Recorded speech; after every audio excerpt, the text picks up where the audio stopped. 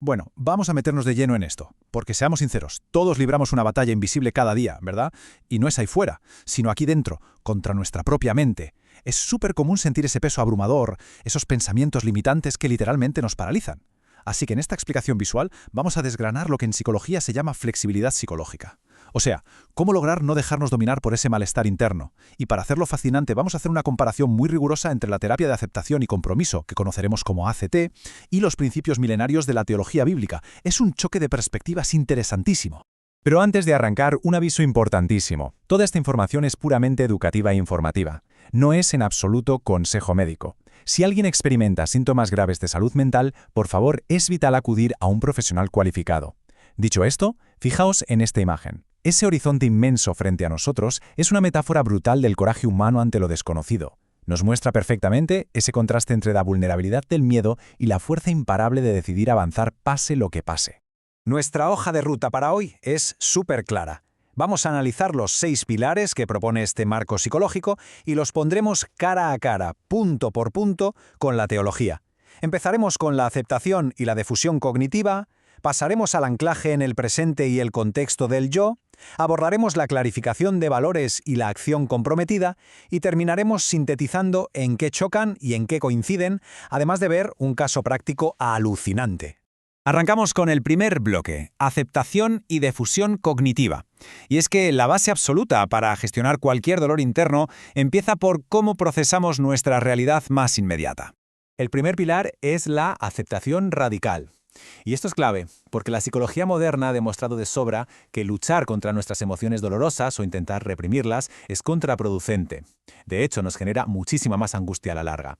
La aceptación radical no es tirar la toalla, para nada. Es simplemente dejar de librar una guerra inútil contra la realidad. Imaginemos esa lluvia golpeando el cristal.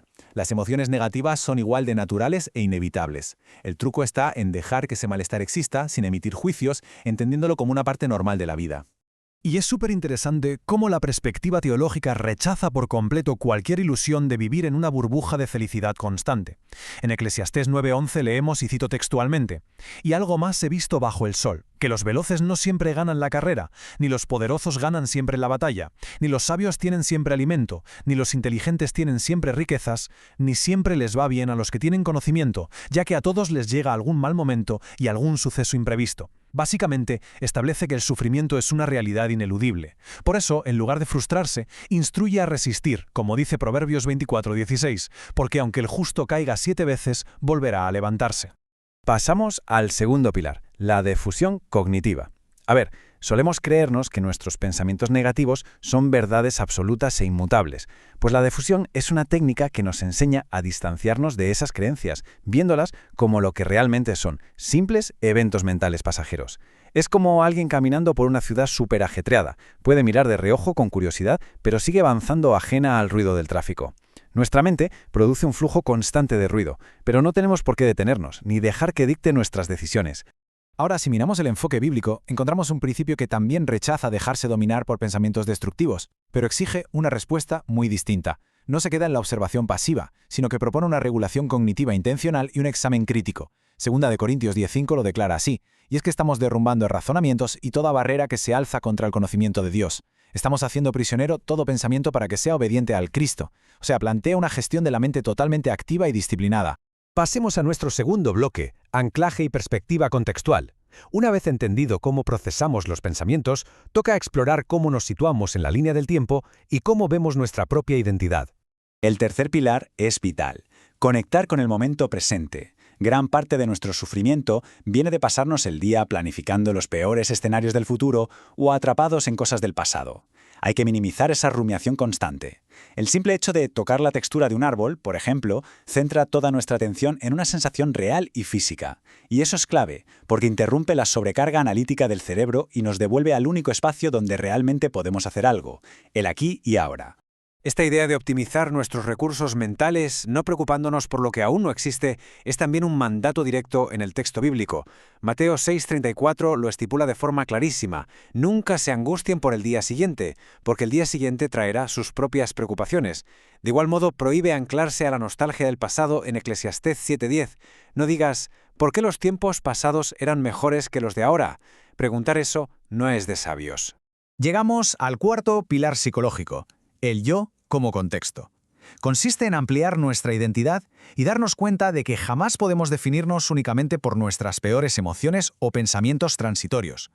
Nosotros somos el contexto, el escenario inmenso donde ocurren esas cosas, pero no somos el pensamiento. Imaginemos estar bajo un cielo estrellado infinito. Los pensamientos serían esas estrellas fugaces que aparecen y desaparecen, pero la persona es el inmenso cielo entero que las contiene. Precioso, ¿verdad?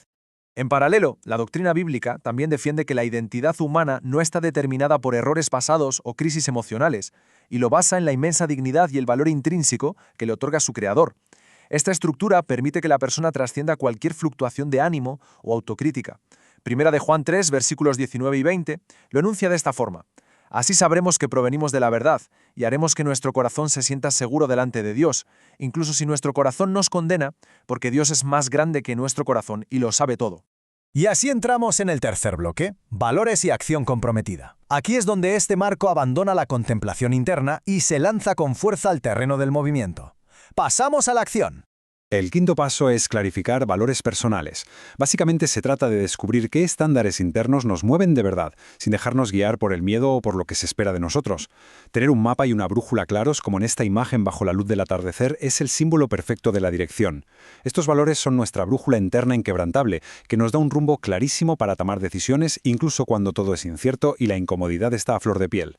Por otro lado, el modelo bíblico plantea el propósito existencial de una forma distinta. En lugar de basarse en deseos o valores autodefinidos, sitúa la realización en el cumplimiento pragmático de deberes éticos absolutos y centrados en Dios. Eclesiastés 12:13 resume esta cosmovisión sentenciando: Después de oírlo todo, la conclusión es esta: teme al Dios verdadero y obedece sus mandamientos, porque eso es todo lo que el hombre debe hacer. Y llegamos al sexto y último pilar, el auténtico clímax de la terapia de aceptación y compromiso: tomar acción comprometida. El concepto aquí es una verdadera revolución. Atentos, no hay que esperar a que el miedo desaparezca para empezar a actuar. La orden es avanzar llevando esos miedos a cuestas. Escalar una montaña refleja un esfuerzo físico y una determinación brutales. Aunque abajo haya niebla o de vértigo, tú sigues ascendiendo hacia la luz. Das pasos concretos, aunque duelan y aunque asusten. De manera muy similar en el terreno de la fe, las intenciones que se quedan solo en lo abstracto o en el sentimiento no valen de mucho. Tienen que traducirse en conducta y en obras reales y medibles. Santiago 2, versículos 14 y 17 hace esta pregunta y concluye: Hermanos míos, ¿de qué sirve que alguien diga que tiene fe si no tiene obras? Esa fe no puede salvarlo, ¿verdad? Del mismo modo, la fe por sí sola, sin obras, está muerta. Y esto ilustra de manera brillante la complejidad de ambos mundos. Bloque 4. Sinergias y tensiones conceptuales.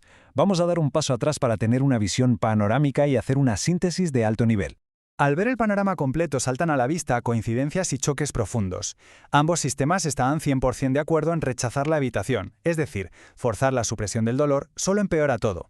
También coinciden en que hay que frenar ese pensamiento constante hacia el futuro y en que nuestras acciones deben ser coherentes con principios superiores, operando a pesar de que la emoción del momento sea negativa.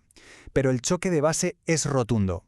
Mientras la psicología fomenta que seamos autónomos para crear nuestros propios valores y optimizar nuestro bienestar, la teología bíblica opera bajo una estructura donde los valores ya están revelados por Dios.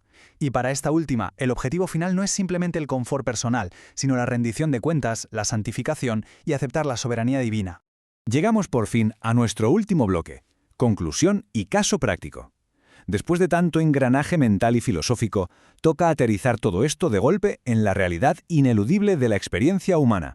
La conclusión fundamental que unifica todo lo que hemos visto es innegable: hazlo con miedo. Las vidas realmente significativas no se construyen porque no haya miedo, sino porque se actúa a pesar de él. Y hay personas que llevan esto al extremo en circunstancias que parecen imposibles. Hablamos de Sting Dodd, alguien diagnosticado simultáneamente con TDAH, trastorno obsesivo-compulsivo, síndrome de Tourette y un trastorno de ansiedad grave. Casi nada. Pues su vida es un testimonio real, brutal, de lo que significa aplicar estos principios, tomar acción comprometida y volverse genuinamente imparable. Quienes queráis profundizar en cómo se materializa esta fuerza en el día a día, tenéis el enlace a su reveladora entrevista directamente en la descripción. Porque al final, la verdadera flexibilidad psicológica está justo ahí, en atreverse a dar el siguiente paso, haciéndolo con miedo. Así que os dejo con esta gran pregunta: ¿qué acción imparable tomaríais hoy si dejarais de esperar a que el miedo desaparezca?